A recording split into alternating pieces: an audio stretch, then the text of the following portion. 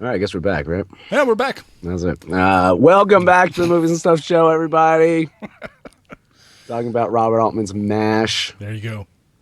All right, so MASH is a tremendous, awesome satire. It's a set in South Korea in 1951, Yep. centered on a mobile army surgical hospital, or a MASH unit. And in particular, two combat surgeons, Hawkeye Pierce and Duke Forrest, played by Donald Sutherland and Tom Skerritt, who are assigned to this MASH unit. The film is based on Richard Hooker's novel MASH, a novel about three army doctors, and was actually adapted to screen. I did not know this, by blacklisted screenwriter Ring Lardner Jr. I was not aware of that.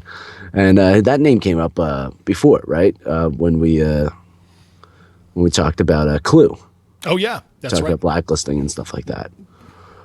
Lynn was friends with some of those people. Yeah. Yeah. So it's pretty fascinating. So MASH went on, received 5 Academy Award nominations and nominated for Best Picture. Was actually awarded the Oscar for Best Adapted Screenplay. So that's a little synopsis. Does a little quick history on MASH. Let's get into it.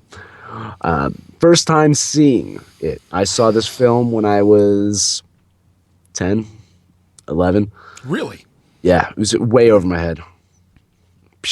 Way over my head. I didn't dislike it. I didn't, I was 10 at the time. Like, there's a lot of stuff I just didn't get. A lot of stuff that humor-wise was not my cup of tea. But when I revisited in college, I had just seen Gosford Park. Mm-hmm. And went on like a little minor Altman film kind of review, renting some Altman flicks, and I saw MASH, and I just absolutely loved it when I saw it in college. I thought it was just really great. I thought it was really funny. It was right up my alley. My favorite film of all time is Dr. Strangelove. Mm-hmm. And I felt a lot of this, similar kind of notes of humor in MASH, as in with Strangelove. I mean, when you're talking about war and you can make it funny, You're right. That's a good comparison. I wouldn't have caught or thought of, I guess. Yeah. How about you? When was the first time you saw it? Man, high school probably. I was thinking like 16 or 17. Had to be right around there. Yeah. I really liked it the first time I saw it. Yeah. I mean, it was a little. I don't know. It took me a minute to wrap my head around the style Altman was using, because it's. I think around 16. I agree. I think 16 or 17, especially. I was still trying to. I don't know. Still learning. I guess how to watch movies and stuff like that. Right. And the way Altman was just kind of like just cramming everybody in front of the camera and everybody talking at the same time, or he was way the hell back with his camera and then maybe zooming in on people. It took me a little while to wrap my head around that. I mean, it was one of his earliest films too, and a lot of people just did not like his style. Yeah, I can see that. I loved it. I loved what he did, and we'll talk about a little bit later more about the direction of the film. Right.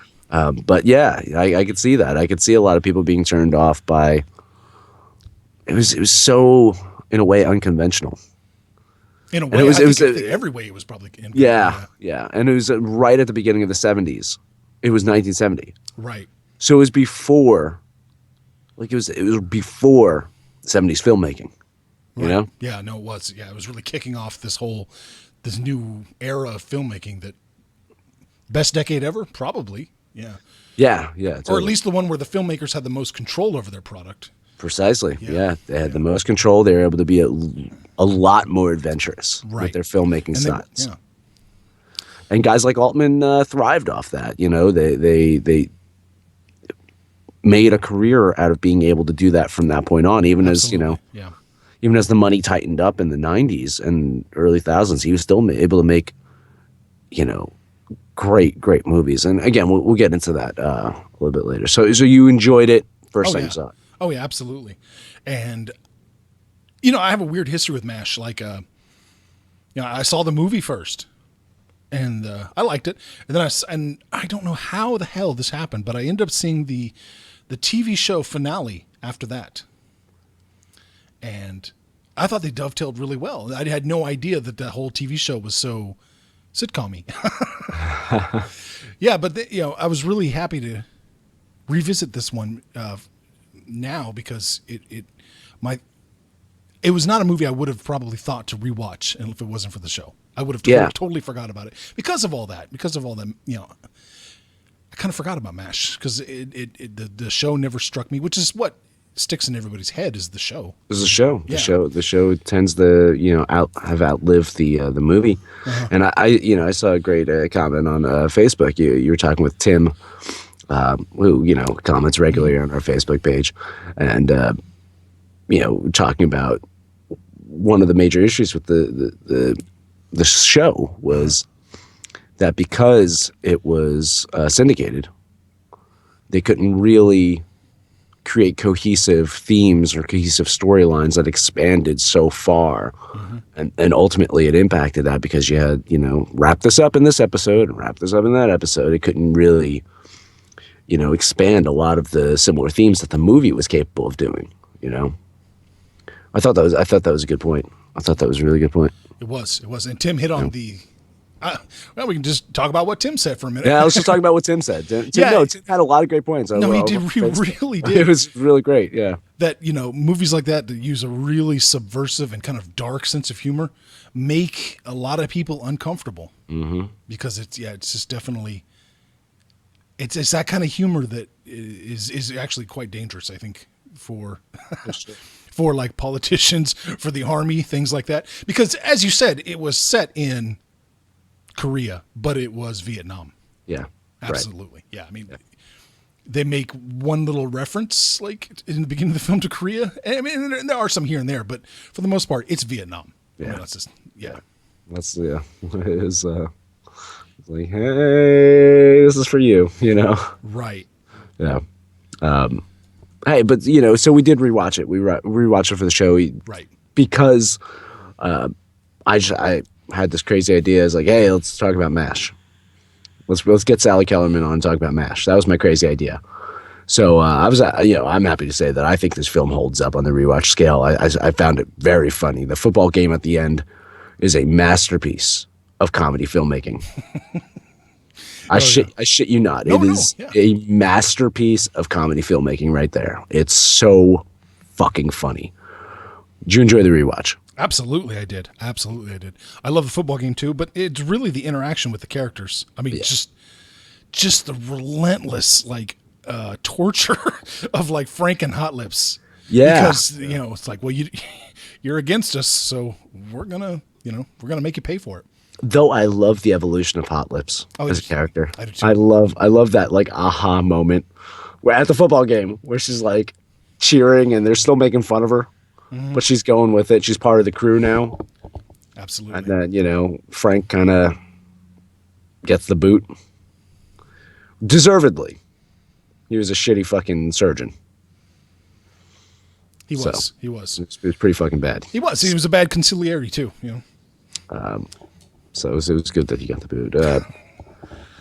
Acting wise, excellent performances. Donald Sutherland not very happy with Altman's directing style. Complained. Oh, that's right. To the studios about how he hated working with Altman. Still did a terrific job. Tom Skerritt, great performance. Elliot Gould, him and Sutherland, together. Perfect. It's just magic. Yeah. It's magic. And Gould actually was along with complaining about Altman at first, and then they went on to have a very fine career together. Long Goodbye. Yeah, great movie. Great movie. And of course, we had Sally Kellerman in this film. Great.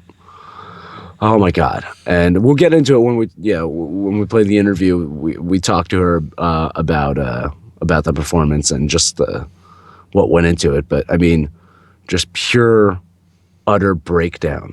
And I felt bad for her. Like I didn't like the character because the character is a douche. But when she has that breakdown, it's sad, and she does such a good job with that breakdown. And then you got Robert Duvall. Robert Duvall was fucking awesome in it.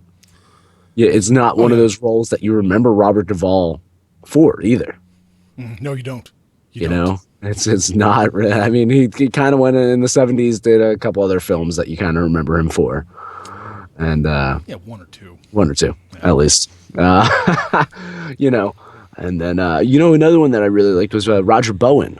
He was the commanding officer there. He was the one with the glasses, kind of.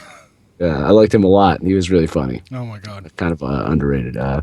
Did you have a favorite performance? Anyone that you said was your favorite in the film? Oh, it's Elliot Gould, man. I mean, complaining aside, he ruled this movie. Yeah. He owned that role. It was so great. So great. And had fantastic facial hair. Yes, he did. Yeah, it's facial hair to dream of. Not like this 2-day scruff that's going on right here. There you go. There you go. No, but yeah, I think Elliot. He kicked ass. He and Elliot Gould together. So Sutherland and Gould. Yeah, they just magic. gelled so well together. I Yeah. loved it. It was just I have a hard time believing they even complained on the film because Yeah, it's. I mean, it seemed like Altman put the goddamn camera in the corner and just said, go nuts, just have fun. But it was the people talking over his lines, wasn't it? That's what every That was actor. it. Yeah. That was it. He was just. Fucking actors. And Yeah. Sutherland he's in the Hunger Games now, so he's got a hell of a career. He does, yeah. Yeah, it does. Yeah. He's gone on to do a lot, Donald Sutherland, and he even has a son, I believe. Yeah, I've heard of him. Yeah. Although he's more famous than his son still. Yeah, he is. Well, movie-wise, he's more famous than his son. TV-wise, 24. I think Kiefer gets the nod for TV stuff, but There we go. movie-wise, Donald Sutherland's had a better career than Kiefer. Sorry to say. Yeah, I can't argue with that. So the question is this a funny movie? And I mentioned earlier, I really like comedies like this, but I admit, I could see it being an acquired taste. Do you think that this is a funny movie? Yes, I do think this is a funny movie. I think it's even more funny now because it's shocking to our 21st century sensibilities. Mm-hmm. Yeah, this is absolutely the kind of screenplay that could not be made now. No way, no how. Well, I mean, I don't think there's a single filmmaker out there that would even dare to have a character named Spear Chucker Jones. Jesus Christ. Yeah, no, they wouldn't. They would not. So how'd you get that nickname? After javelin. God. No, nobody would do that. No. Nobody would do that. And just the two protagonists are bullies. There's just no getting around it. Mm-mm. Yeah, they are. They're cruel. Yeah, They're cruel. yeah, I mean, exactly. By the 21st century standards, they sexually assaulted Hot Lips.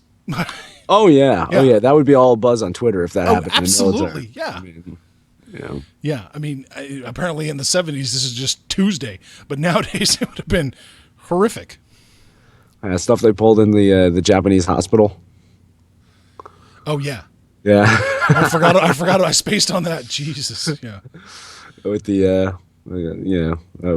pretty much terrorizing the nurses in that hospital.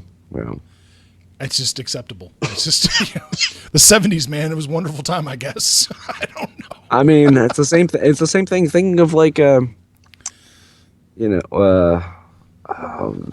baseball movie, Bad News Bears. Oh yeah, you don't see little kids smoking and cursing and drinking, looking at pornography, and Yeah. hey, Yankees take that trophy and shove it up your ass. I mean, I was thinking too, like, even with the '80s, Oh, absolutely. You're we grew absolutely right. up in a different time. It's, And you know what happened? We stopped smoking inside. That's the key to it all, right there. We decided we're all gonna be safe and we're all gonna be happy. well, maybe vaping will change all of that. Vaping's gonna Maybe save the vaping's world. gonna Leo and I are saving the fucking world, people. Right, that's right. I cannot wait for you to be on the Growing Pains reunion show, reprising Leonardo DiCaprio's role. It's just you vaping. That's just it. I'll just sit in the corner and vape. Yeah. Last topic here. Let's talk about Altman. Shamefully, I'm not that well versed on Robert Altman films. As mentioned earlier, I did go on like a little kick of watching some of them back in college, but I still haven't seen a ton of them. and the ones I have, it's been a while. But I mean, that's the beauty of this show. Eventually, we're going to, we'll watch we watch whatever we want. We can revisit as many movies as we want. So that's the beauty of this show. I'd say The Player, probably my favorite. And I mean, I loved Popeye when I was younger. Shortcuts had some memorable parts to it. Oh. Do you recall Shortcuts? Not really, no. I don't really recall. Lots of nudity. Julianne Moore essentially bottomless for a good portion of it. I have so desensitized to nudity now. I can't even recall that. I hate what I've become. Mr. Skin would be very disappointed in you and what you've become now, Abe. I mean, but by default, MASH is on my top of my favorite Altman films. What about you? On Altman in particular, his style, his movies, anything that you can muster about this filmmaking legend? I think MASH is his best that I've seen. I have not seen them all, I have to admit. I want to rewatch Long Goodbye, and I'd love to hear from anybody who's actually seen that, because I remember it being really good, but I need to rewatch it before I can actually declare that. We're getting yelled at in the chat from Tom Knobloch. Shortcuts is good! ! So he's mad about you. Why is he mad about me? I said it was good. You said it was good in parts, right? I said it had memorable parts. I was making a sexual innuendo. It was a sexual innuendo. I can't remember Nashville, Tom, but Nashville was. No, Nashville was great from what I recall, but I can't really remember it. Shortcuts is good. Well, when you say it has memorable parts, I didn't catch the innuendo. I caught that it has I went right from that into talking about Julianne Moore bottomless. Okay, fair enough. Tom also likes Long Goodbye. Yeah, Popeye's still the best, though. Well, now this ties into the master, P.T. Anderson. Oh, Jesus. With all the homages to Altman's Popeye. You secretly just admitted that you love P.T. Anderson's The Master. I win. I've won the evening. There you go. Mic drop. I should pick up this microphone right here and just drop it on the ground. If you're going to keep talking like that, you should drop it on the ground. You should walk out of the booth. And then you can just finish the show on your own. Yep, I can finish it. Yes. Oh, all right. Anything else about MASH? It's a great flick. Watch it. I think it gets... it's not cited enough as being a comedy that's unfilmable in the 21st century. Everybody always says Blazing Saddles, Blazing Saddles. MASH is a little more serious of a comedy that could not be made today. I totally agree. So without further ado, here's what we're going to do. We're going to take a quick break. When the show returns, it's going to be airing the interview we did with Sally Kellerman. Me and Abe are just going to hang out in the chat on YouTube. So we'll just BS with everyone while the interview's playing. And then we'll come back after that and we'll do a wrap up and stuff like that. So stay tuned.